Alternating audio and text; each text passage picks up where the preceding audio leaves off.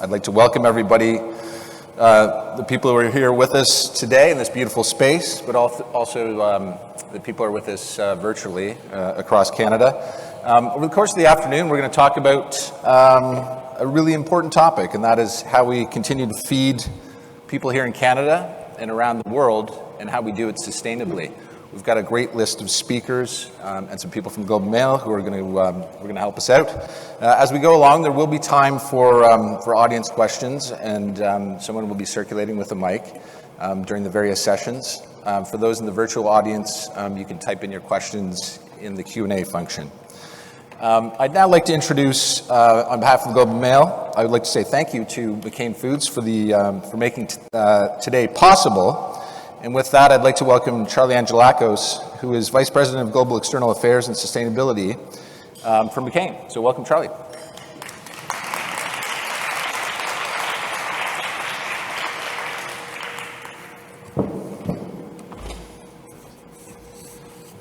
Thanks, Ryan, and a heartfelt congratulations to you and your team at the Globe and Mail for winning the prestigious award yesterday. Thank you. That's great to see.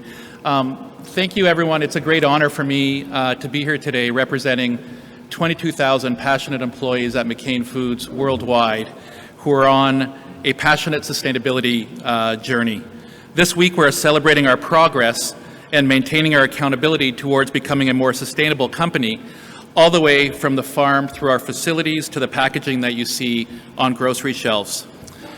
Being a global company, we have a worldwide perspective on the challenges of climate change. We are looking for sustainable solutions that are adaptable to all the communities in which we operate around the world. The challenge facing us is clear. Globally, more than a quarter of the carbon emissions that contribute to climate change come from the growing and the processing of food, and a population boom over time will only serve to magnify that problem. Climate change is threatening the way of life for our farmers across this country and around the world. Droughts, floods have wiped out entire growing seasons, interrupted harvests, and created volatility in the global supply chain. Crop yields are stagnating, soil degradation and erosion are increasing, and biodiverse ecosystems are vanishing. In 30 years, if we do not change the way that we farm, feeding the world's population will require an 87% increase in carbon emissions and place additional stress on other critical natural resources like water. If we want to ensure that we have food security for future generations, we have to act now and think big. Here in Canada, we have completed our first growing season at our Farm of the Future in Florenceville, New Brunswick. And yesterday, we announced a second Farm of the Future in Africa, located in South Africa, where we will continue to test cutting-edge technology in different growing regions around the world to improve soil health, biodiversity, reduce our water use, and greenhouse gas emissions across both those countries. Today, we also launched our Regenerative Agriculture Framework, and that was a framework developed all around the world through stakeholders and governments as we tried to get to a clear framework and definition on what it means to be regenerative and how we're going to implement that at the farm level. And we will continue to push that envelope to find new avenues to make our business more sustainable along the way. But make no mistake, this is a joint responsibility for all of us. And it's events like this and conversations like the ones we will have today that will help us move the needle towards more sustainable and resilient farming. The talent here in Canada is absolutely incredible, and at McCain we have been fortunate enough to forge partnerships with researchers, academics, and scientists, among others, to help us towards our path to a more sustainable future. We understand that tackling climate change is a collective challenge and cannot be done alone, and it takes action from across all sectors, across the entire value chain, that will get us there. And through these partnerships, we've been able to utilize and develop important technology for our farmers around the world. And it's helping us to build a better understanding of soil health and growing conditions. It is guiding heavy equipment and tractors, and one day soon we will see autonomous equipment work in the fields. These new technologies and partnerships will help us maximize what we can do with each acre of land that we farm on and minimize our carbon footprint while we do it. So with that, I'm looking very much forward to today's conversation about the future of farming and how technology will help us shape the world the way forward for a growing planet-friendly food. So with that, I'll kick it back to you. Thank you very much. Thanks.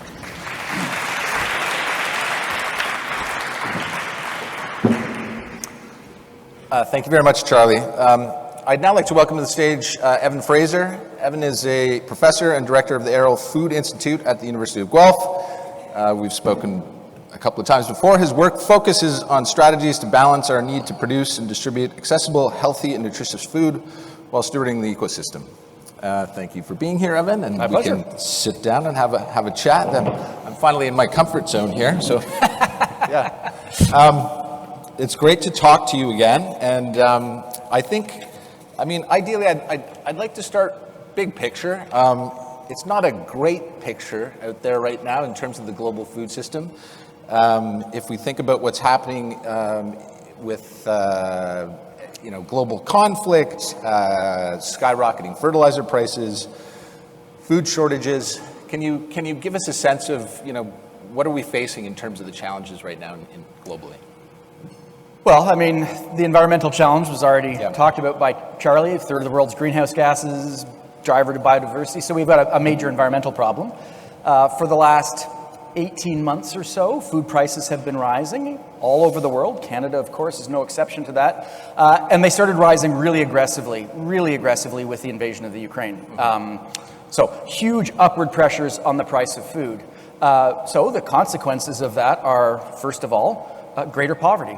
Greater poverty at home in Canada, greater poverty internationally. United Nations is right now anticipating more hungry people on the planet than ever before.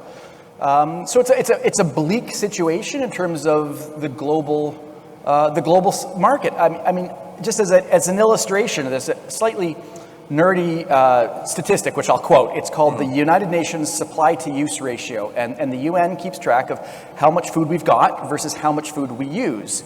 And the supply to use ratio has been coming down since 2015. So we've essentially got less food on the planet per person or expressed as a percentage of what we use, than at any point in almost the last decade. So again, all these upward pressures, and so United Nations this week is saying food shortages are possible in some parts of the world. World Food Program is saying skyrocketing poverty and food insecurity in many parts of the world. Food Banks Canada is saying we've never been busier in delivering emergency food aid to Canadians than at any point in history. So when you add all these things together and you put the environmental cost on, it's challenging, and I remain optimistic. So we'll get to that in a second. We'll get to the positive stuff. If I'm a Canadian farmer, what are some of the challenges that I'm facing right now in that context, the global context? All right, so I was just sitting next to a couple of farmers, so I'm very nervous to answer on behalf of Canadian farmers. What I have learned from my farmer friends is, skyrocketing fertilizer prices. So most farmers, as you will hear in subsequent speakers who can speak with more authority than me to this, most farmers spend a lot of money. A major line item on their balance sheets would be the cost of fertilizers. Well, a couple of weeks ago, I looked up the cost for fertilizers. Urea and ammonia, two major sources of nitrogen that farmers would use, were trading at sort of between $300 and $400 a ton about a year ago. Well, now they're both trading at between $1,200 and $1,600 a ton. So a tripling or quadrupling in price of some key farm inputs. So you think of as a consumer trying to deal with 10% inflation is a challenge. Think of a farmer's situation where you're like a 200 or 300% inflation for some key inputs. I mean, that's going to drive farmers, especially small farmers in poorer parts of the world, out of business this year. I mean, realistically. Right. And then how does that translate to the challenges to the food system itself? So from the farmer to how we get the food. Well, I mean, I would argue that the system that we all enjoy, we've all inherited, that has been evolving for the last 100 or so years, or let's say since the 1950s, the industrial food system offers a whole lot of benefits. It's volume, it's scale, it's given us cheap food that many of us have benefited from enormously for many years. And it depends on there being cheap energy to grow the food and produce the inputs and move the food around and keep the refrigerator trucks cold. It depends on seamless trade and stable geopolitics, so food can move from where it's produced to where it's needed, and it requires a productive environment.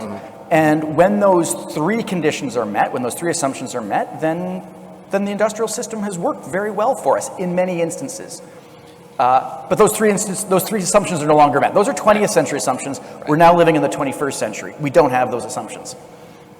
In the global context, I mean, I think everybody, when we consider all the things that are happening around the world, I think it's a natural Canadian instinct to sort of think, how can we help? How can Canada help in all of this? How can we help feed the world? What's our role in all of this? Well, I think there's a bunch of things, and I really, if you take one message away from our little interview here, I think this is Canada's moment to shine. We have the resources, the land base, the sophisticated farmers, the transportation infrastructure. There's problems. I don't want to sugarcoat everything, but this is a wonderful opportunity for our country to display global leadership, and that has to be done in, I would say, three ways. First of all, exporting clean, safe, sustainable food. It's a vision statement laid down actually by the federal government about 6 years ago that we should be the world's trusted supplier of safe and sustainable food. Well, we should realize that vision, and that means exporting more food. And at this moment, this summer, I mean, let's hope Canada's spring wheat crop, with the prairie farmers and the farmers in Ontario who are putting wheat in right now and in the last month, let's hope they get a good crop off, because the world needs more Canadian wheat. Maybe Canada is also there as well, but we need more Canadian wheat to keep prices level as Ukraine and Russia are not exporting and India is not exporting. Second, I think we should be a hub of ag innovation and ag technology development, and we should be up there with Singapore, Israel, the Netherlands, these sort of ag tech leaders, and we should be not only producing the food but exporting the technologies, and then finally the skills and the training. So lots of effort gone into articulating that the farmer of the future needs different skills than the farmer of the past. Well, we should be training the farmer of the future, aware of the new skills they need.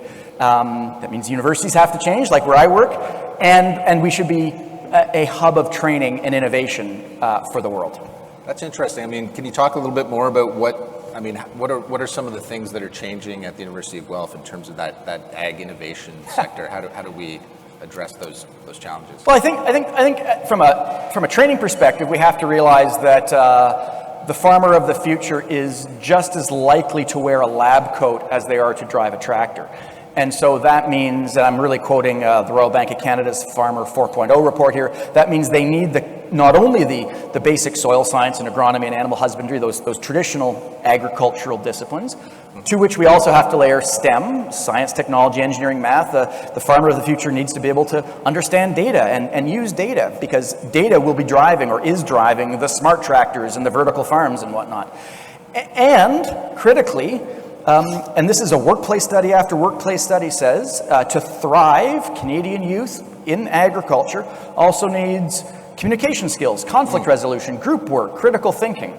So we're at the University of Guelph, and this is just a bit of you gave me an opportunity to brag for a second. At the University of Guelph, we're actually doing that. So the Aero Food Institute is partnering with a bunch of different players, including the Ontario Ministry of Agriculture, to develop a skills training program that not only gives graduate students cutting-edge scientific skills, but also exposes them to group work. And so I run workshops with my grad students from across the university on how to write an op-ed, how to write a policy brief, how to write an elevator pitch. So you bring all that stuff together, and those are the sort of skill portfolio that the farmer of the future needs. So farmer of the future, we're here in the middle of a major metropolitan city. You talked a bit about vertical farming and ag tech and innovation. Why don't we delve into that issue of vertical farming? How do we grow more food in our cities? How do we make that happen? Yeah, well, let's start with grains, oilseeds, and carbohydrates, the basic stuff that goes into our muffins and whatnot. I don't think that system is going to change radically. Folks, and you'll hear from Christian later today, they're producing a huge amount of grains and oilseeds in the big grasslands of the world. That's not going to change. I think, however, proteins and horticulture, fruits and vegetables, will increasingly move into the city. And I say that because of technology and the cost of the climate costs and the cost of energy. And all of these things combine to mean that in the future, I believe that, for instance, Toronto will start using waste heat and waste organics to produce food, specifically alternative proteins and fruits and vegetables, in highly controlled environments within the city shadow. So that might not be right in downtown Toronto, but certainly in the broader GTA. And so there's companies like True Leaf, which is partly associated with McCain's Foods, right, which is setting up vertical farms all across Canada right now, increasingly doing green leafy vegetables within 50 miles, year-round, all the time. And I had a bunch of students work with Greenleaf this year as part of that course I was just describing. Yep. And they compared Greenleaf and True Leaf's vertical farmed lettuce with lettuce imported from California. And on a cost level, on an environmental footprint level, on a land use level, on an energy level, and on a water level, it's competitive. So it's not like a vertical farm is of the future. Certainly for lettuce, or green leafy lettuce, not head lettuce, it's of the now. And I think what we'll see in the very near future is proteins, cellular agriculture, what's called advanced fermentation, which we could get into if you wanted to, and fruits and vegetables being produced with waste products as part of a circular economy of food within cities. I mean, you mentioned protein. Can you expand a bit on that? Like, what type of protein would we produce in these?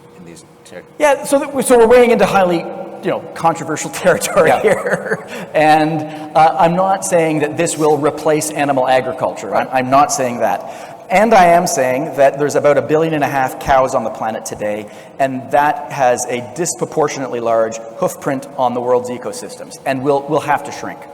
And what's it going to be replaced? Well, I think some of it will be replaced with plant-based protein, but there are a bunch of technologies broadly called cellular agriculture, where animal-like proteins are grown. Sometimes they're called bioreactors, other times they're called food foundries, sometimes you call them advanced fermentation. Imagine large stainless steel vats that look more like a microbrew than a dairy industry. And essentially what you're using microorganisms like yeasts to eat carbohydrates or starches, or consume them, and produce proteins. And this might sound weird, but it's actually not. Since the 1990s, almost all of the world's insulin has come from a fermentation process. Since the early 2000s, almost all of the enzyme rennet that goes into the cheese we all eat has been produced from advanced fermentation. So, humans have been brewers for tens of thousands of years. This is the next step of brewing, is to use fermentation, microorganisms, yeasts or bacteria, to turn starches into things we care about. Alcohol being one, insulin's a big one, rennet's a big one. Well, there's a company in California doing whey protein out of fermentation process, and they're producing a vegan ice cream which tastes identical to real ice cream. I tried it last month. And it's that sort of thing which I think will go from zero in terms of our diet today to a significant proportion over the next 20 years, and that will be an urban-based activity using largely, I think, waste products. Your energy and enthusiasm for these topics is great. And I just, if there were sort of one message that you wanted to leave people with as we get this event rolling through the course of the afternoon, what would it be? What is that message for agriculture? Well, my first one, I'll go for two. I'll go two. Yeah. The first one I've already said. I think this is Canada's moment to shine. There is a green economy play, a global leadership play, a ag and innovation play here waiting for us, and it is low-hanging fruit. It's going to take work, but this is a wonderful opportunity for Canada to be a truly global leader, not only producing the food we need, but the know-how, the technologies, and the skills bases to do that. The second thing, which is dovetailed directly to that sense of optimism for our country, is I get extremely excited that although the challenges are very, very significant, everybody in this room has a front row seat on one of the great transformations of history. We think of the agricultural revolution, the industrial revolution, the IT revolution. I personally think that the next 20 years will see a biological revolution emerge. Agriculture will be at the hub of it, and that there will be a tremendous explosion of innovation happening in the next 20 years. And the food system, and this won't be seamless, it won't be easy, there will be winners and losers, so careful policy is required to manage this transition, but we are at a cusp of a giant transformation, which I think has every potential to make the world a more sustainable place. It's always a pleasure. We are on the cusp of a revolution. I think that's a great way to kick things off for the rest of the discussion today. I mean, I'm always amazed every time we have one of these events around agriculture and ag tech innovation at the enthusiasm, the energy, and we ignore it at our peril. I mean, things are happening in Canada that are really world class. So thank you very much, Evan. Thank you. And we'll at this point, I will now pass off to Patrina Gentile, and she's going to moderate the next discussion. So thank you very much.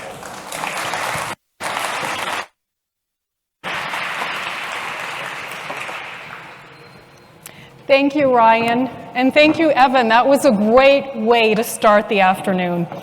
Thank you for joining us in person. This is a real treat to see you here. And also thank you to everyone who's joining us online today. As Ryan mentioned, my name is Patrina, and I'm a contributing writer for the Globe and Mail, and I'm so excited to moderate the next session. I am actually a farmer's daughter and a farm girl at heart. I've worked on my dad's family farm since I was a kid, so I understand the struggles and the hard work it takes to farm, but also the benefits of farming and how critical agriculture is to Canada's food industry. Now, our next discussion will focus on some of the technology and innovative approaches that are making agriculture more sustainable, as well as some of the challenges and opportunities related to the implementation. We have a great group of people to discuss this with us. So let's introduce our panelists. Joining us on stage is Blake Wyseth. He's the Applied Research Lead and GFM Discovery Farm Research Chair with Saskatchewan Polytechnic. Next, we have Jillian Moffat. She's the Chief Technology Officer with McCain Foods. Joining us virtually from Prince Edward Island is Christine Norhana. She's a research scientist with Agriculture and Agri-Food Canada. And last but not least is John Rains. He's the president of TELUS Agricultura, joining us all the way from St. Louis, Missouri. So welcome, everyone.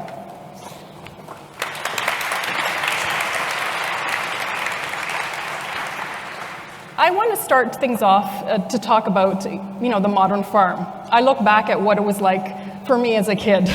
On my dad's farm, the first thing I did was build the cardboard boxes by hand and add the stamps of my dad's name, while, my parents and relatives and family, they picked and packed and sorted fruit for the local depot.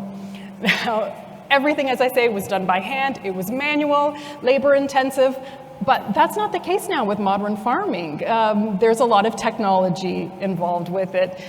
There are, crop science, artificial intelligence, robotics. So I want to start off by asking each one of you what you're working on in terms of the technology and the innovations when it comes to agriculture. Do you want to start us off, Blake? Yeah, sure. And first off, thanks so much to the organizers for having me attend today. I bring greetings from Saskatoon, Saskatchewan, located on Treaty 6 territory in the homeland of the Métis. I'll start my talk with a quote that's attributed to a number of people to sort of frame the discussion of where I'd like to go, which states that despite all of our accomplishments as a society, we owe our existence to the top 6 inches of soil and the fact that it rains. And so really, I believe very firmly in this intrinsic link between soil and water and how we make best use of those resources to really provide the food, the fiber, and the fuel that we need to sustain ourselves as a society. And the other commonality between soil and water, specifically groundwater, is these two variables vary substantially and significantly in space and time across the field. Fortunately, with new technologies such as soil moisture probes, sensors, the ability to transmit data wirelessly throughout the field, the ability to analyze and interpret that data, we've never been able to better understand those two variables. And some of the work that I'm doing is really trying to look at those things. We know that once you can measure something, then you can begin to manage it, right? And so that's some of the work we're doing at the Discovery Farm, really trying to understand, how can we use this data, but importantly, make decisions within a growing season based off it. Now, Jillian, what about yourself? I know McCain has a huge partnership with like 3,500 farmers. You produce, millions of tons of potatoes every year for Canadians. What's on the cutting edge technology, on the technology front? Thanks, Patrina. I guess I would say there's a couple of things that we're currently working on, and Charlie actually started to talk a little bit of the farm of the future, where we're really experimenting with different technologies, looking at ways that we can make sure that we're actually putting regenerative agriculture practices into use. And we've had some really good proof points, I think, in the first year, where we've been able to really manage and improve soil health, as Blake was just talking about, as well as actually reduce the amount of chemicals that we're working on. And then I would also call out the other piece that we are working with is other companies such as Goodleaf, where we're actually getting to see the microgreens today. It is an indoor farm, as Evan was actually talking about just previously, where we're actually using different types of technology in order to maximize the growth and what we're able to actually achieve by growing those micro and baby greens closer to where the population is. And it's got, actually, we use much less water, about 95% less than a regular field farm. And we have about a 50% reduction in the overall carbon emissions of what would actually happen with a field farm as well. So I think some really promising opportunities for us. Great. And Christine, did you want to weigh in on what you're working on? Sure. So I'm from Prince Edward Island, the territory of the Mi'kmaq. And we are working a lot with soil. We have a big project here where, we're looking at building soil health and soil health properties. What could we do here, and with different crops, like how could we use different crops to increase the health of the soil. So the federal government has this really big project which is working together with farmers. So we're not working just on our own research farm, but we're actually working with farmers to do these projects and look at ways to build soil on their farms themselves. And this is a project that's not just in Prince Edward Island, it's a project that's right across the country. And it's called the Living Labs Project. So we're doing quite a bit of work in that area, and we have several soil scientists trying to figure out ways to reduce use of fertilizer and make the technology a little bit optimize the whole strategy of cropping systems and how we could use less fertilizer or make the soil a little bit better, biologically as well as chemically, like everything, like the whole soil aspect is what we're working on here. Okay. And John? Katrina, thank you. It's great to be with you today. We are one of the largest data insights and data analytics company in the world, focused on improving the information flow, being able to drive more sustainability, being able to drive a higher level of quality and reliability with our food and natural resources across this supply chain from the producer to the consumer.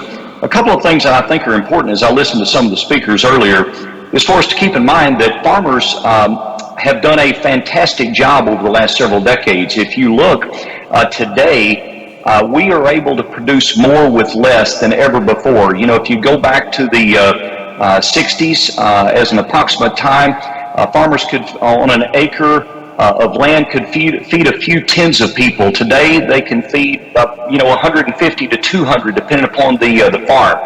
Every day, the world wakes up and is converting its natural resources to food, feed, fiber, and fuel.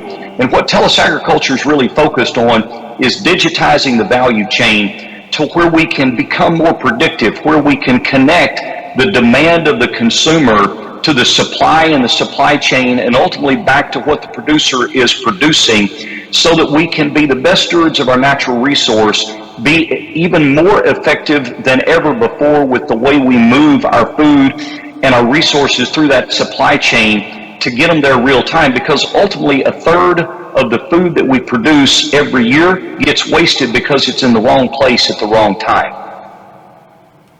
Yeah, that's so true. I love the discovery farms because it's a great way, to show proof of concept for many of these new technologies. But talk to me about some of the challenges, Blake, and the limitations of really, growing that on a larger scale. Sure. Yeah. So that's a great point. And in terms of the the opportunities and the challenges, there's a lot of been investment in different technologies, a lot of innovation, trying to understand things like soil carbon across space, trying to track that, monitor it. But one of the challenges, and I think where the Discovery Farm can play a role in that, is to connect some of these innovators with sort of real world conditions. Where they can come and maybe validate a piece of technology under a Canadian context, perhaps a Western Canadian context even, just to really see, how does it perform in this situation?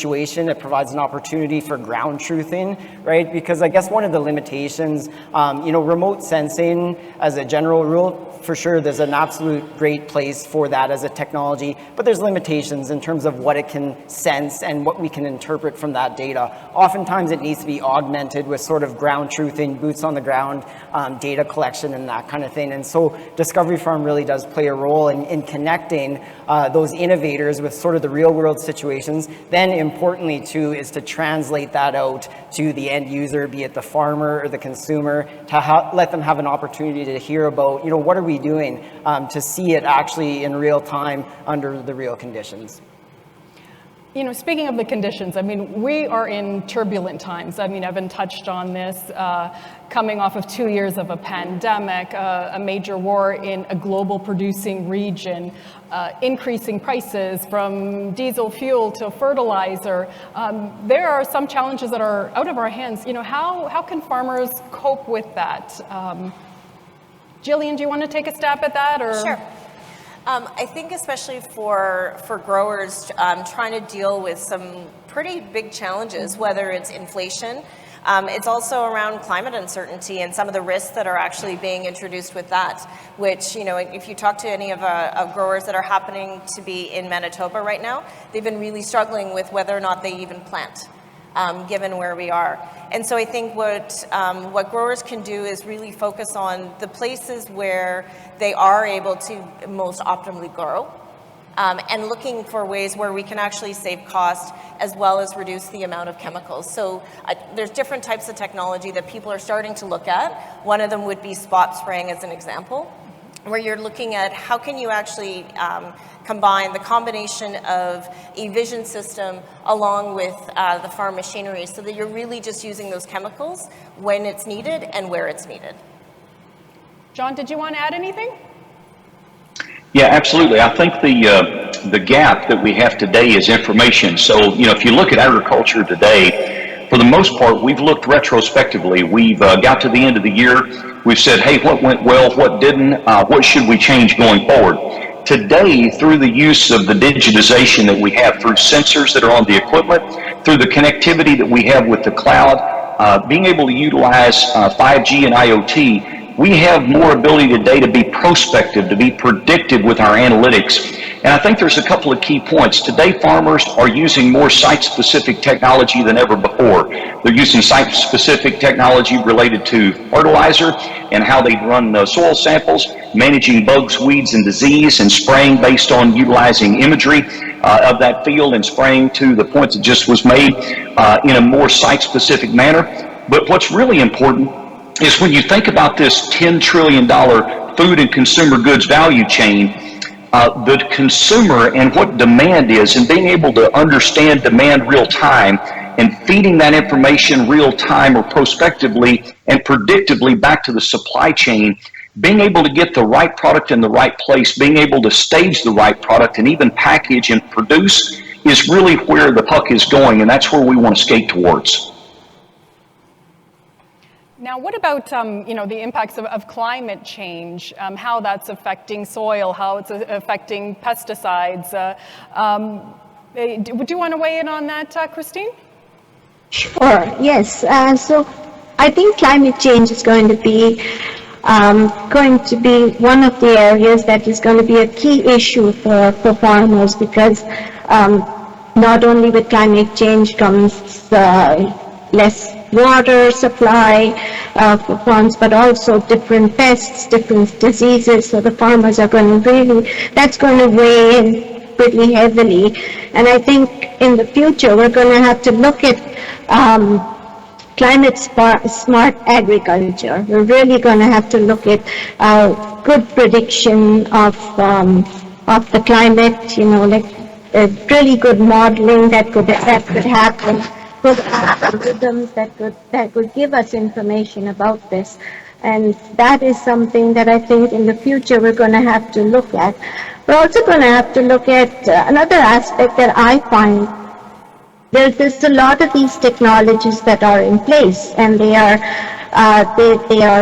looking at different aspects. But I think we need to bring these technologies together and have a system where a grower can actually look at everything together. Because let's face it, what we have, we're working with a system in an agricultural field is a full system.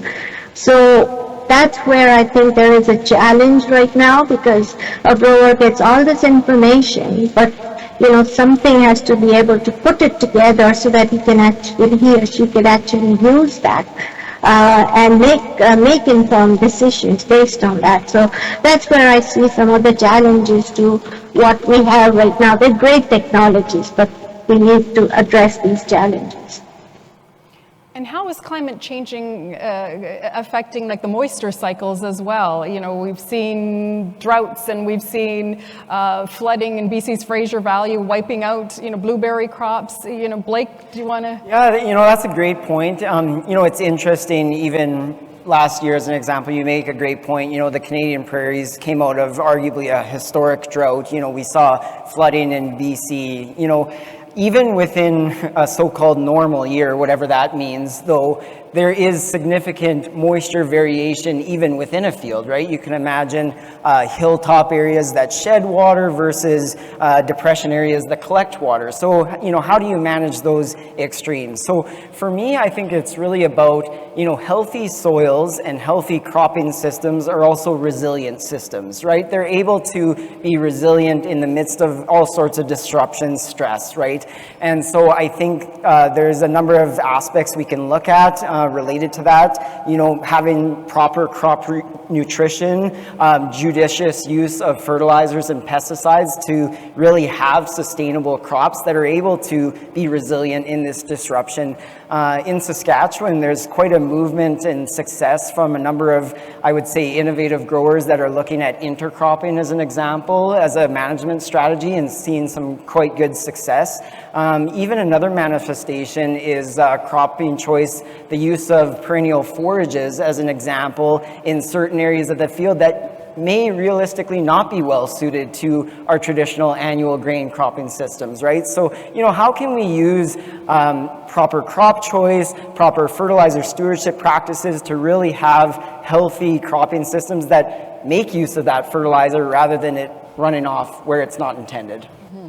And Jillian, what do you see that's going to be the most effective for many of these farmers in terms of the technology that could be used? I think one of the points that John had made around being able to actually use the data that's coming at them. I think, a number of years ago, we would have thought that drones were going to be the next big thing, but you can't fly drones 24/7, and it doesn't necessarily cover all of your crops or your fields. So having an opportunity to move that up to satellite imagery, which may actually give you as good of information, maybe not perfect, but it gives you good enough so that you can actually start to better understand what's happening in your fields and what you potentially need to do. I think it's great, but it's also, very expensive for farmers to implement, to get drones and to do the digitization. And farmers are, in many cases, struggling to get by. John, do you want to weigh on the reality of that, being able to afford some of these technological innovations?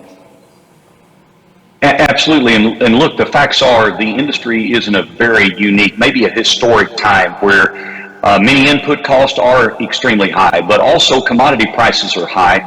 I think the reality for our farmers and for the entire value chain is utilizing information to make more prospective decisions. So today, there's more sensors available on a piece of equipment than ever before in the history of cultivating our land. And when you think about being able to be prospective, it's allowing us to actually produce more with less. It's allowing us to be much more site-specific and more sustainable with our resources in terms of fertilizer, bugs, weeds, and disease. But here's what I think is really the key. There's a couple of things that are intuitive to us as society, but we don't think about farmers. Farmers are hungry for the use of this information. So if you think about the digitization, whether you're a smallholder farmer in India or in China, and you're literally farming maybe a tenth or a few tenths of a hectare of land, nearly all of them, of those billion farmers in both of those countries respectively, most all of them have a cell phone. So they can take a picture, and they can take a picture of the weed, or they can take a picture of the bug, and they can utilize artificial intelligence and machine learning to actually get real-time information and know site-specifically what to do in the case of the utilization of a pesticide. We can connect information more readily today about the demand. We are, TELUS Agriculture's third largest in trade promotions with consumers. We can connect more information today about the demand from the consumer than ever before and on their diet. Being able to feed that through that supply chain makes us more predictive, makes us more real time. I think that's really where we're at. We're producing more with less today, and farmers are doing a great job. We're utilizing these technologies, but being able to digitize and connect this system horizontally, I believe is where the next evolution of the industry is at. I can jump in on that one as well. Sorry. It's an interesting question on the economic feasibility of some of these technologies. And I think it's important to note that, farmers, of course, are food producers, but they're also business people and do have a sharp pencil on these sorts of things. And I think oftentimes if a technology can be proven to have a repeatable return on investment, it will be adopted. And so you can look historically to the example of GPS auto guidance on machinery as an example, sectional control on seeding equipment. By and large, the reason why these technologies were adopted is because they made operations much more efficient for growers and also saved them from applying seed on the areas that had already been seeded, those sorts of things. And so again, I think that's the important role that sort of validation and the economic considerations of some of these technologies comes into play. You can think as an example with, again, weather stations and disease modeling and those sorts of things. If a grower can save a fungicide application at $20 per acre, it doesn't take many acres to maybe justify that investment in technology. And Jillian, I see you agreeing. I definitely agreeing, and I think one of the things that it's really about how do we actually package all of this information and data into a way that is digestible for all of our farmers, and really giving them the information at their fingertips that they're going to be able to make the decisions about when they harvest, when they actually need to provide or apply different chemicals, whether it's a fungicide, a herbicide, pesticide, fertilizer. It's important that we're doing everything that we can to reduce that in order to make this more affordable for our farmers. And Christine, I want to talk to you a little bit about the fact that you not only work with farmers across Canada, but you also work with agricultural consultants in Italy and in the UK and France. What have you learned from them that Canadian farmers can apply? Well, they're doing things a little bit differently, but they do have a few more technologies that we don't have, and they're into monitoring their fields better. They have systems in place to monitor their fields. They do grow different varieties, so it's kind of different here as compared to there, but they have got a head start on the soil aspect, right? Trying to make their soils healthy. So they're growing different crops, trying to look at different crops in their soil, because they too realize that just as our farmers realize here, erosion is a big factor that comes into play, and there's a lot of erosion going on, and now the farmers have realized that, and then that's why they're working on trying to build soils that they have more organic matter and a healthier soils, and they do this really through crop rotations. So they're doing different rotation crops that they're using in order to build that soil.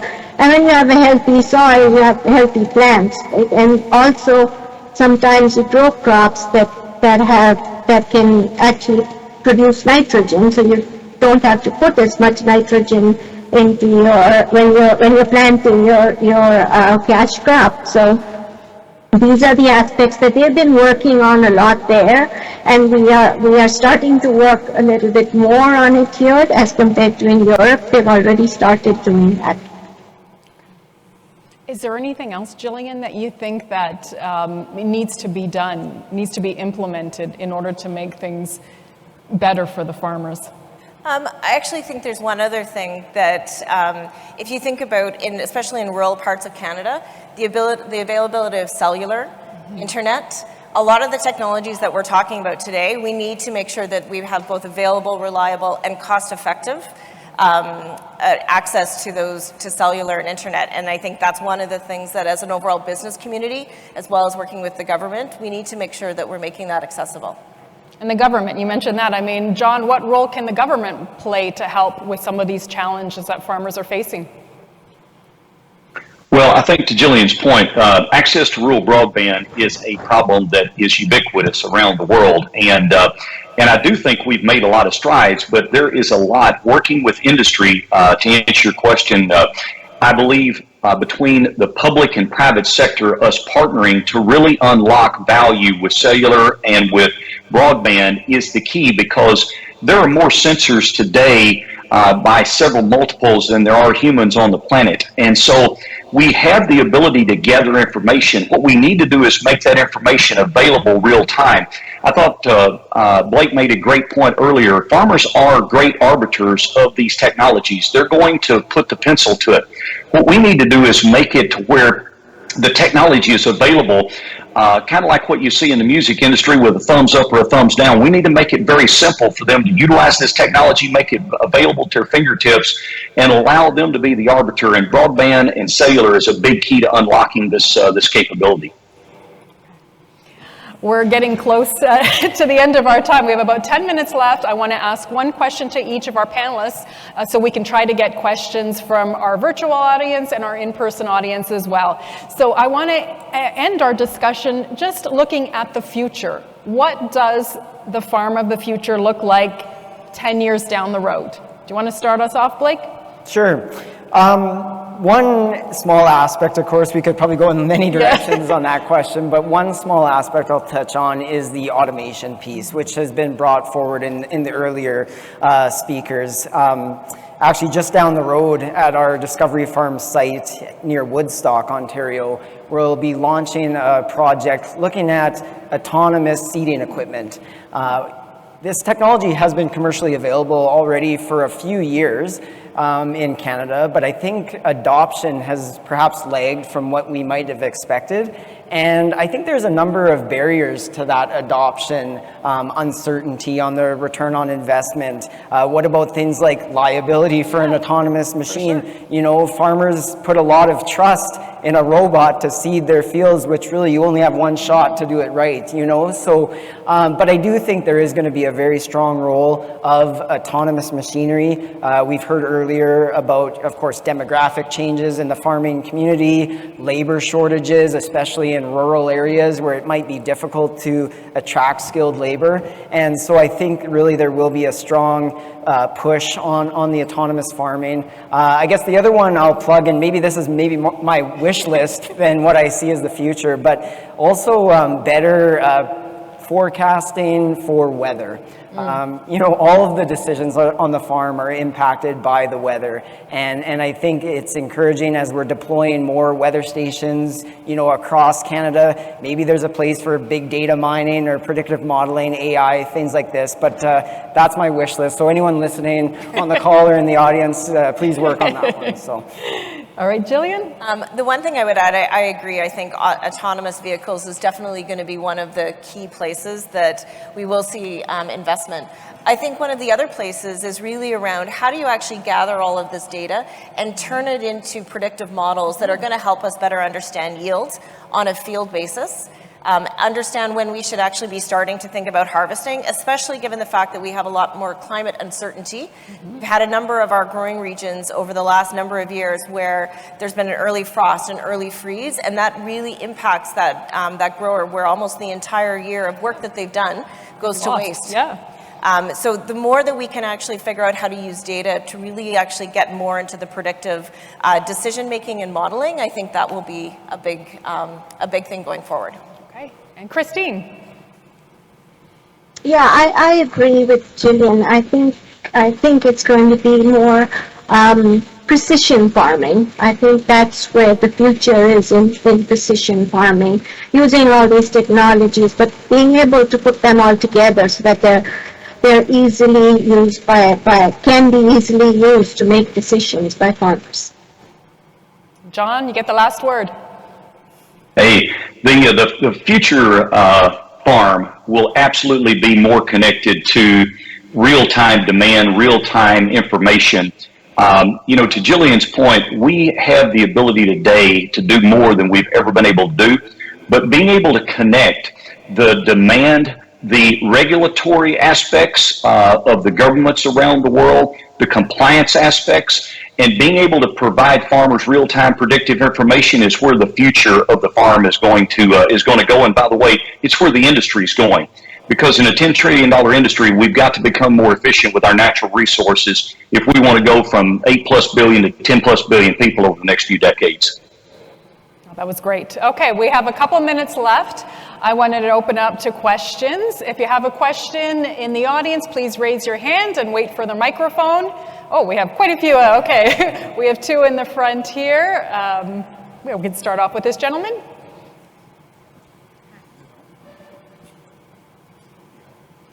Thank you. Just a few things I have to say. With regards to the future of farming in Canada, I feel that GM foods will be the answer, genetically modified foods.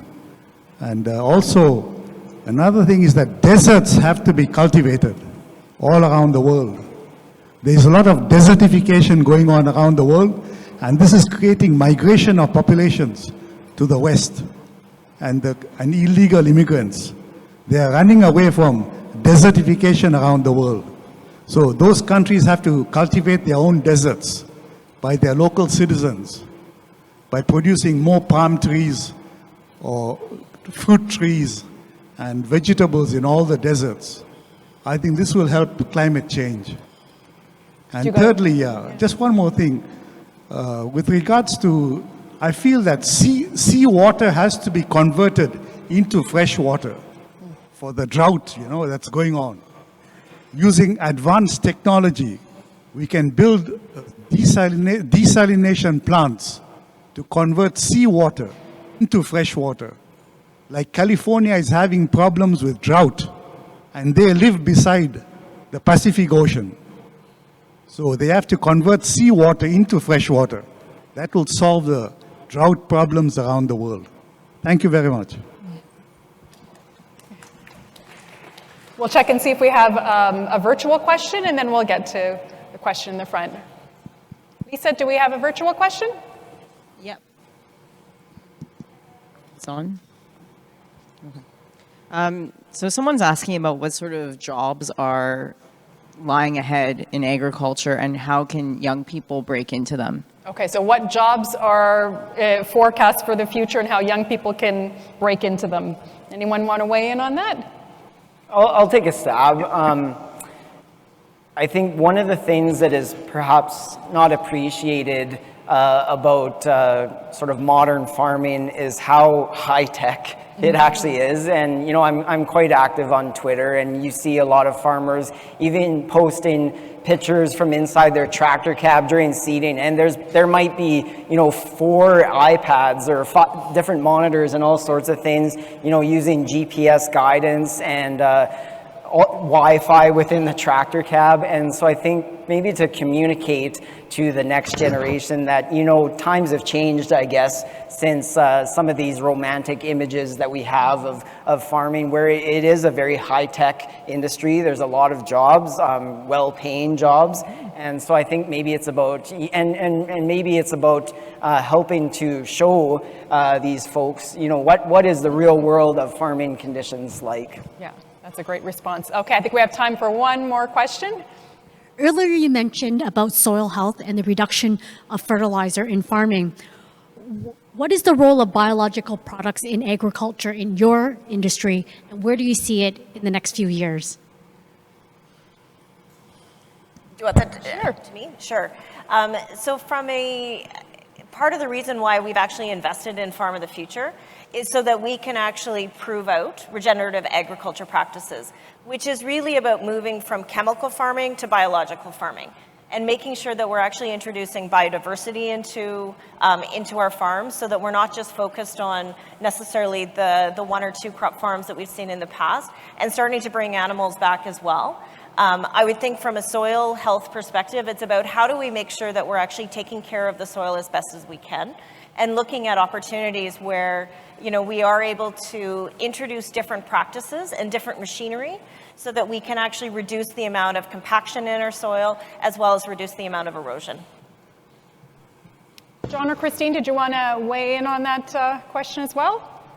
No, I think Jillian put it really well. Yes, we are. That's what it is. The soil health. It's very important, and trying to get the biological aspect into it, so that you do have farms that have a healthy soil with a lot more organic matter in it, and also farms that have other aspects such as habitats for bees and beneficial organisms. We're working a lot on those aspects to see how we could introduce those into a farm, into a section of the farm where we can have a lot more biological activity there, and beneficial organisms that can control your pest species, that kind of aspect. So yeah, we're working on that quite a lot, actually.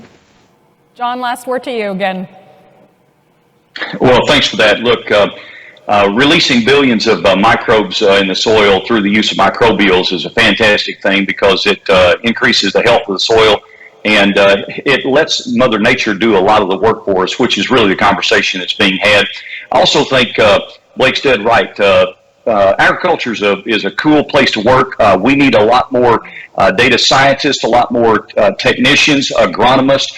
I think young people should find this to be a really, really great place to thrive in their industry. And I just leave you with the gentleman's comments earlier. I think the facts are, we've got to work together. It's going to take all the different technologies to unlock how we drive value in agriculture, and none less important than the digitization of the ecosystem. We've got to connect it so that information can flow real time. Oh, that was excellent. Unfortunately, we're out of time, but I do want to thank our guests. They've been fantastic. Blake, Jillian, and virtually we have Christine and John. I know we could have gone on all afternoon, so thank you. Thank you. It's an honor. Our next guest is a farmer and industry leader. She is board chair of the Global Institute for Food Security at the University of Saskatchewan, and for 9 years was Saskatchewan's Deputy Minister of Agriculture. Please welcome Elena Koch to the stage.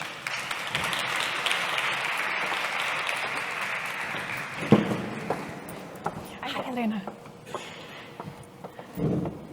Elena, I know you are so passionate about farming. Let's start off. Tell us a little bit about your farm back in Saskatchewan.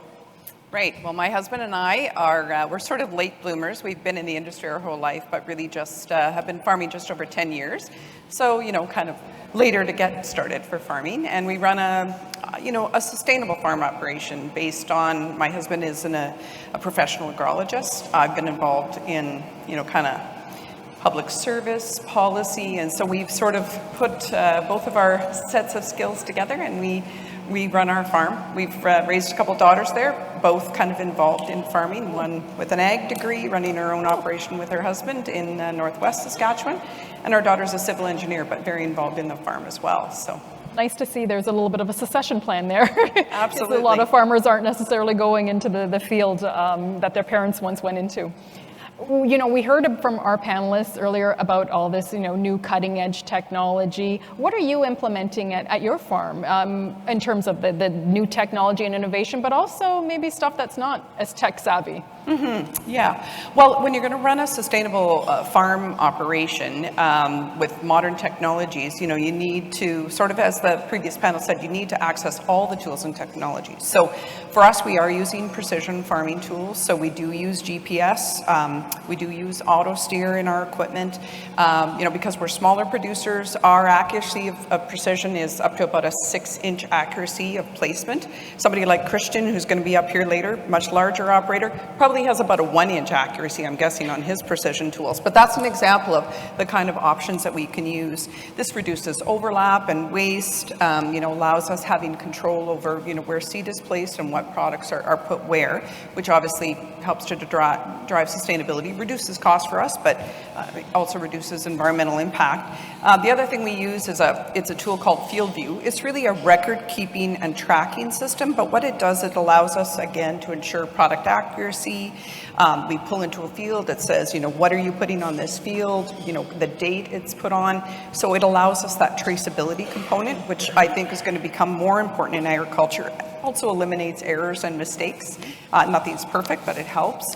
The whole side of digital imagery and data management, we were talking a little bit about data analytics. We're probably not quite at the analytics stage, but maybe sort of leading, you know, into that, where the vegetation maps that we get that is satellite imagery as a result of this tool we use, it shows us the vegetative growth, tells us disease pressure, maybe insect pressure, what's going on in the field, allows us then to go in and scout. So it's a scouting tool to allow us, you know, to understand what's happening in the field during the growing period. We do use a weather station, so I think Blake was talking about, you know, better forecasting. So it's sort of, you know, small technology. We don't have a big fancy weather station, but it gives us a little bit of data so we know what's going on in our various land locations. And for example, with that comes a wind monitor handheld tool, so that when we're out spraying, it gives us wind speed, tells us what our moisture conditions, gives us a sense of, you know, is this okay to spray today? You know, it's just an extra tool to allow us to make sure that we're acting responsibly and, you know, spraying when it works. Prescription maps come out of, you know, some of the sectional control that we're using on our sprayer. So again, reduces overlap, ensures that we have accurate placement of it, you know, and we do soil testing. That's another tool that we use to make sure that we're putting the right fertility down. And when it comes to fertilizer, another example is we use polymer-coated nitrogen fertilizer, which means that it breaks down over time, more available to the crop. It also ensures that nutrients are provided to the crop with very little concern about you know, that product being washed off with, say, in a big rain, because it's available to the crop and it's also released over time.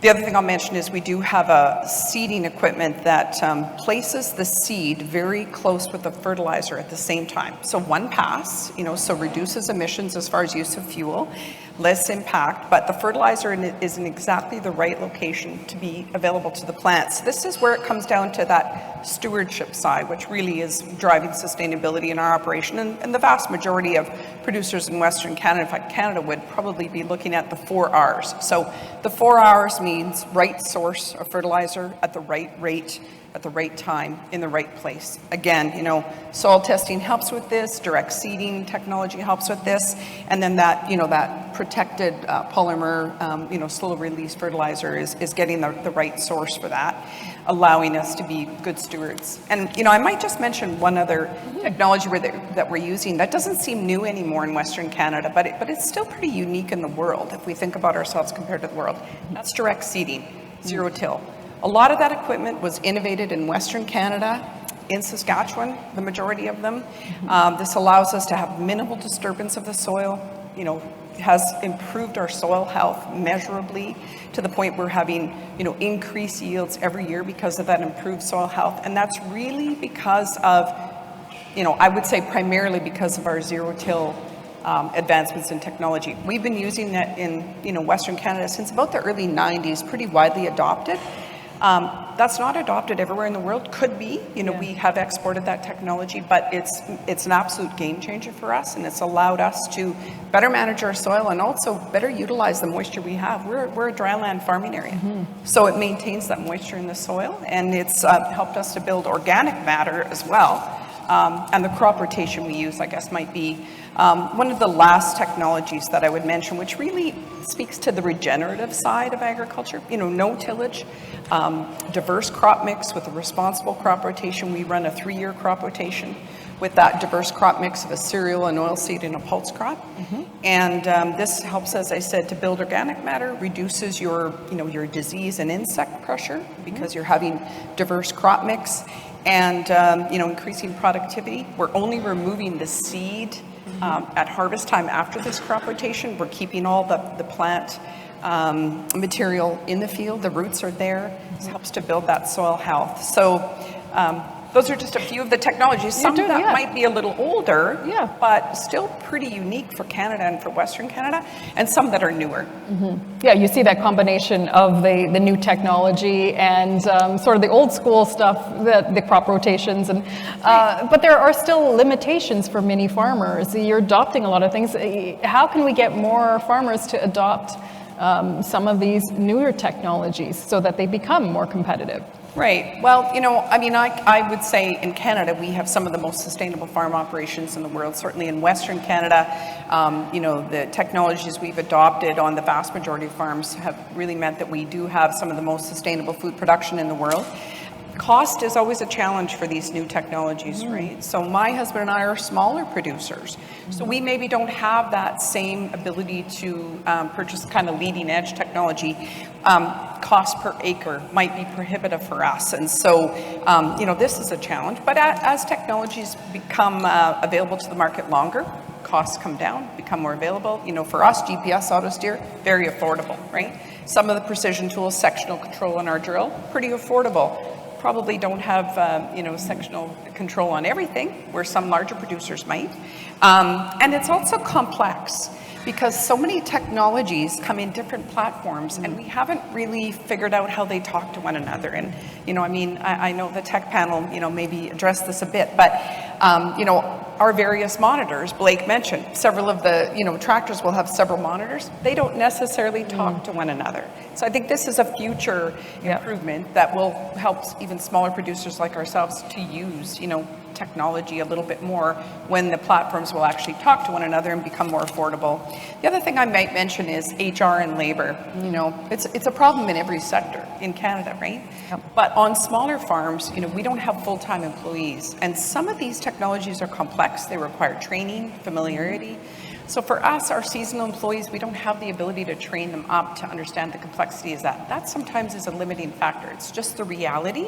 But I think as our younger generation becomes much more savvy in technology, if we can attract them to the farm into, even on-farm work, certainly there is an explosion of careers in agriculture beyond the farm, which are very dynamic and exciting, very high tech. But, I think HR is going to be key there. And autonomous vehicles, they're just entering the marketplace, aren't going to make sense for smaller producers. But I think, as that affordability and availability becomes available to larger producers, I think that will be a new technology as well that will help kind of maybe address that HR labor side.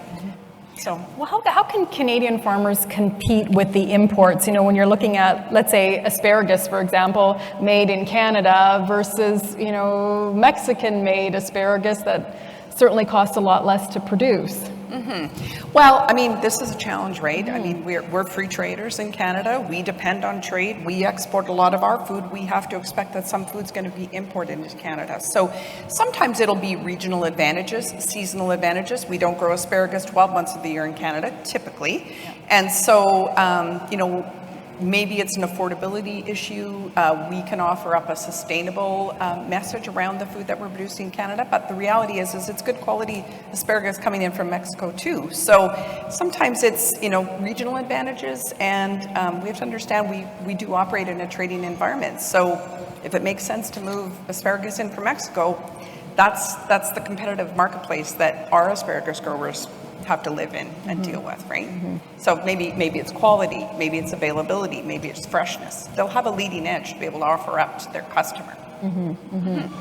Now, when we look at Canada as a whole, what is it? It's less than 2% of Canadians feed the rest of Canada.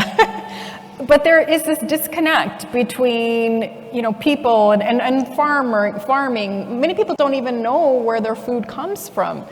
What needs to be done to communicate how important sustainable agriculture is, how safe it is, it helps with affordable food, and the whole gamut of things?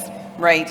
Well, I've been passionate about this my whole career, whether it's been in industry and nonprofit or, Deputy Minister of Agriculture and now involved at the Global Institute for Food Security. It doesn't matter what part of agriculture we're involved in, this issue of public trust.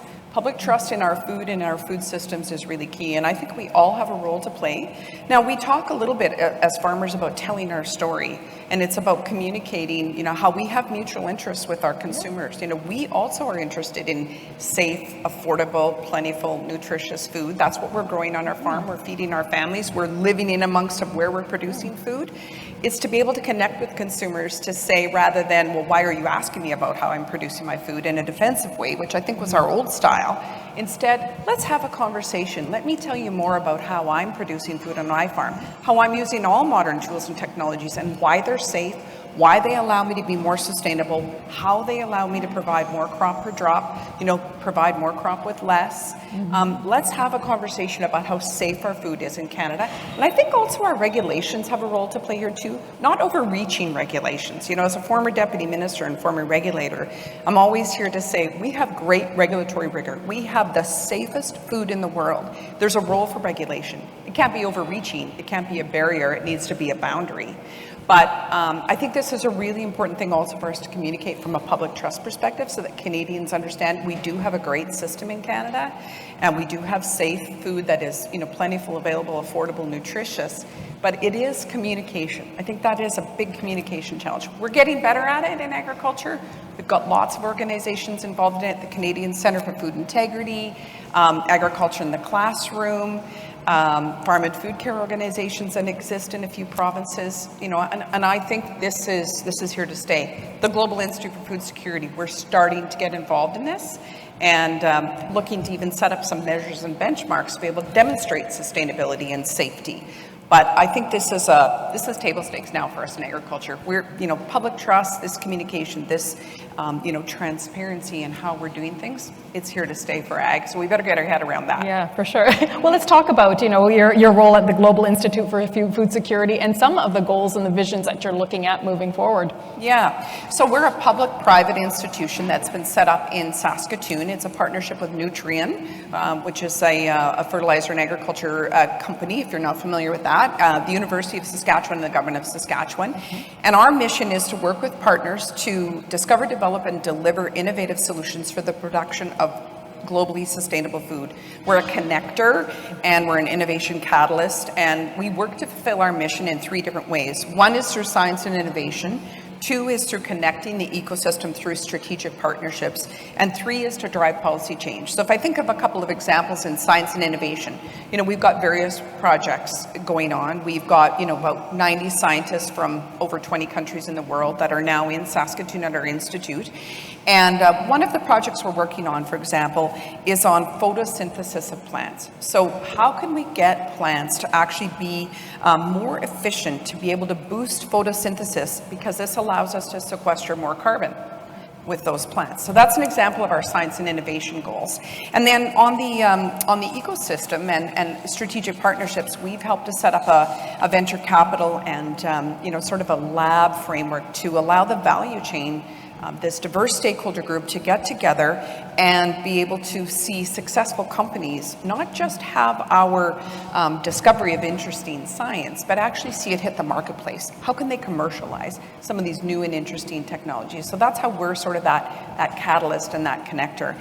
And then the last thing I'll talk about is driving policy change. This is where this public trust, this sustainability thing comes in. So we are a founding partner of what's called the National Index on Agri-Food Performance. What we're doing is we're working with over 80 partners in the Canadian marketplace, the agri-food value chain, in helping to set up benchmarks. that will be able to, scientifically prove up our success on sustainability, and then looking for continuous improvements so that we can get better and better. But this is something that GIFS is working on as one of the partners to be able to, have that better story to tell, but also have some science behind it to be able to prove up and have those benchmarks so that we can communicate, well, how are we being successful from a sustainability perspective?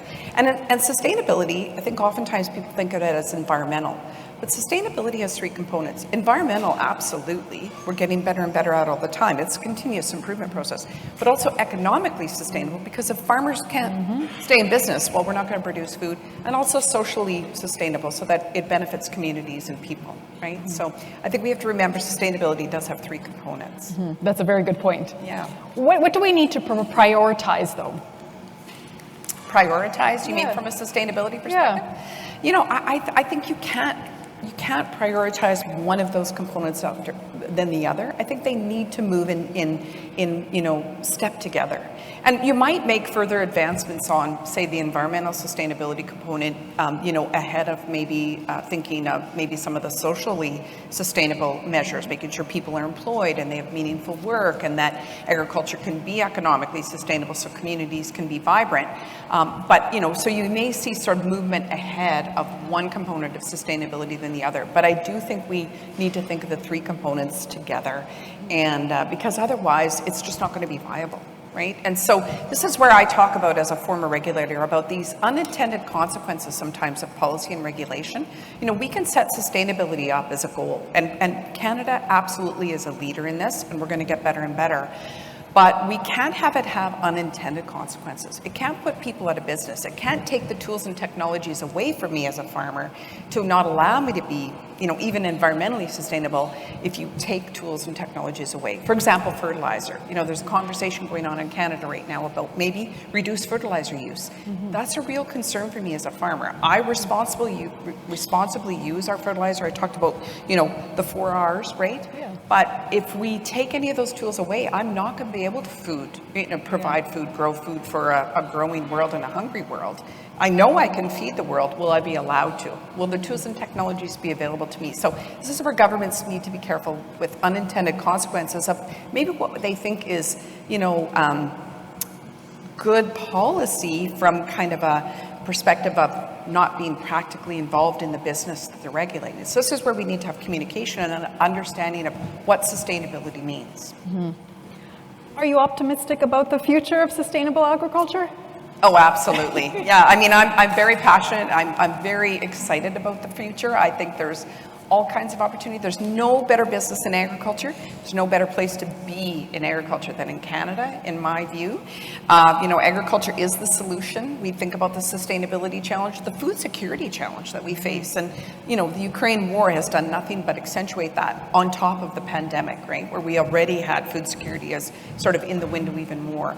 We've proved, that we can feed the world. We've got, until COVID and this war, we had sort of from a food security perspective, we were getting better and better in the world. Now, this has been a bit of a blip. And so this is why it's so important that agriculture is the solution, that we can, be more productive with, fewer inputs on a, sort of per bushel basis. So I'm very optimistic about that. I'm optimistic about the value that people place in food security.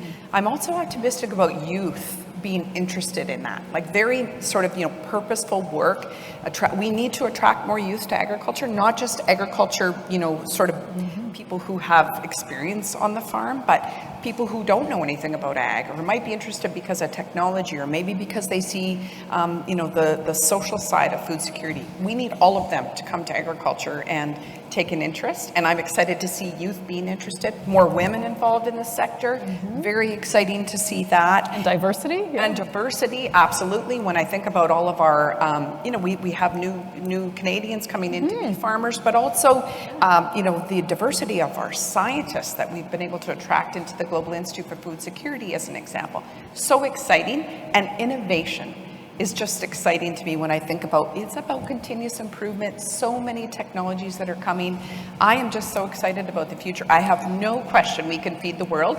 Where I have a little bit of a concern is, will we be allowed to? We need to make sure we have the right policy and regulatory climate, but I'm absolutely confident that we've got a very bright future in Canadian agriculture on the sustainability side and just on the productivity and our ability to provide nutritious, safe, high-quality food to the hungry of the world. Yeah. And to Canadians who are also hungry. Oh, absolutely. And expect that of us. Yeah, absolutely. Okay, we have a couple minutes left. I want to open it up to questions from our audience as well. So again, if you have a question, raise your hand and wait for the microphone.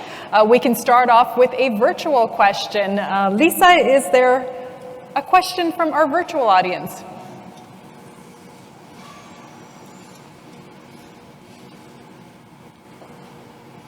We have one over here. It's what incentives and frameworks are in place in Canada for promoting regenerative practices, improving soil health, and Sorry, can you repeat that once more? Yeah. Sure. What sorts of incentives and frameworks are in place in Canada for promoting regenerative practices and improving soil health? I still didn't get all of that. What sort of incentives were available for regenerative? Regenerative ag? Was a question Yes. on regenerative. Yeah. Okay. I thought it's hard to hear. Yeah. So, I think regenerative, and regenerative is a word that has become, very much in the conversation about agriculture lately, right? But we have been regenerative really since the beginning of time. If I think about my ancestors and what they were doing, they were trying to figure out how they were going to be resilient, how they were going to do the best they could with the resources they had. I think about the practices particularly we're using in modern farming now on, no tillage, for example. That's absolutely a regenerative practice. Diverse crop rotation, absolutely that's a regenerative practice.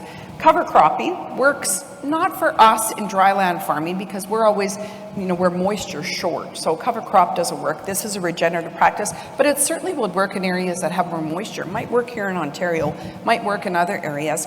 And even the animal agriculture integration where this is about, compost manure application, that might work in areas where there's more marginal land. It might work in our area. I mean, we don't have a lot of livestock production around us, but there are areas of the West that do. But, for us, the other side of that regenerative practice on the animal integration does come with the use of synthetic fertilizer and this direct seeding where, as I said, we're not taking the plant material off the field. That plant material is staying in there to build the organic matter, build soil health. And we've seen, soil improve in quality really since direct seeding has come in the early 1990s. These are all regenerative practices. So I think we need to make sure we've got the right policy climate to make sure that exists. And then as far as incentives, I think it's, it actually ends up being the best economic practices as well, right? Makes sense. So it makes sense. Okay. We have a question in the audience? Oh, one right here.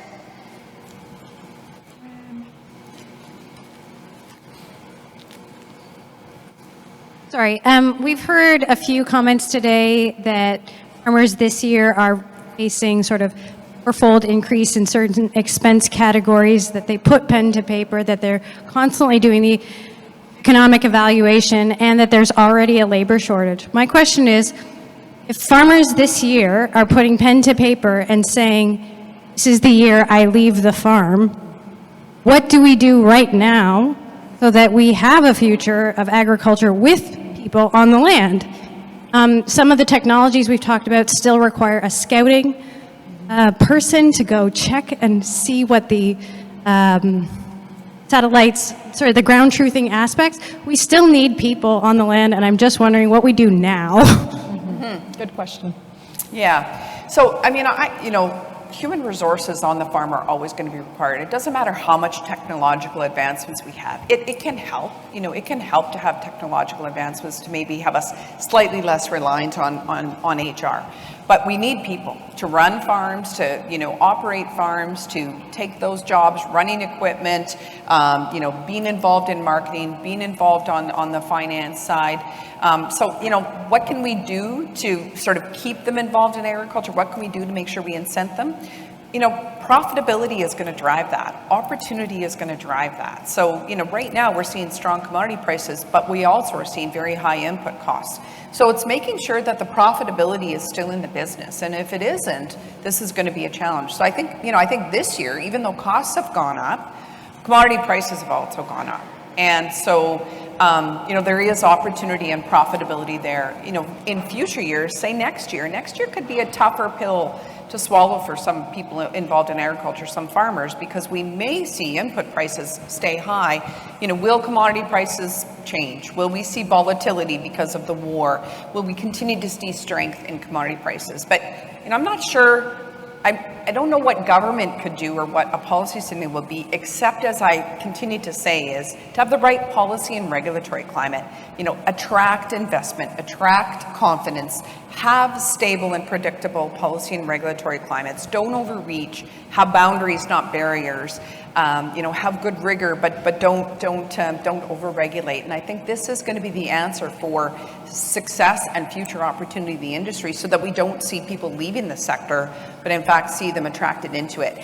I might just mention one other thing, put a plug out there for Agriculture in the Classroom Canada. So, my daughter's involved in that. She runs the Think Ag program. And Think Ag is about attracting people to the industry into the various roles, whether that be farming or science or data analytics or, equipment innovation, or you name it. There's so many jobs in ag.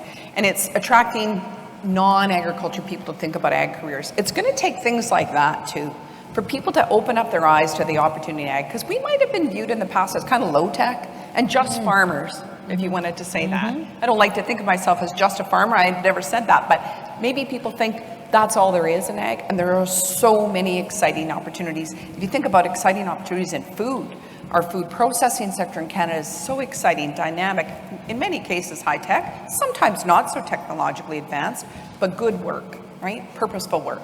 I think that's what it's going to take to keep people involved in agriculture and food in this country. Any other questions? Oh, one more quick one. Oh, hang on, we just need to get the microphone there. Can you elaborate on no tillage? What is actually involved? No tillage? Okay, yes, that's probably a term that I need to So our new, well, not new seeding technology, our seeding technology we've had available to us since the early 90s allows minimal disturbance of the soil. So basically the equipment comes in with a very minimal amount of, say, a knife that comes in, slices through the soil, very accurately places the seed and the fertilizer. There's various forms of it, but that's essentially it. A knife that comes in and basically slices the soil, doesn't disturb it, allows the trash that's been on there from the previous year's crop to provide protection, moisture retention, and places that seed very accurately so that then it's, in the perfect spot at the perfect, sort of depth, because it's very, very accurate as far as placement. And so then you're not tilling the soil. In many cases, in Ontario and other places, tillage is still required because of a moisture management situation. But in the West, we usually are short of moisture. And so this zero-till, no-till allows us to improve soil health, retain moisture, and have, also a single pass. So we're not doing multiple operations on the field. In many cases, saving fuel because it's one operation to put the seed and fertilizer down. That's an example of how sustainability is driven through that zero-till practice. That is excellent. Unfortunately, we have to leave it there. I know we could have gone a lot longer. Thank you, Elena. That was fantastic. And thank you for coming all the way from Saskatchewan to join us here today. Now we're going to take a short networking and refreshment break. Restrooms are just down the hall. Following that, we'll have a panel discussion focused on sustainable agriculture policy and a closing presentation you won't want to miss on the farm of the future, followed by our cocktail reception. So we'll see you back here in about 20 minutes. Thank you.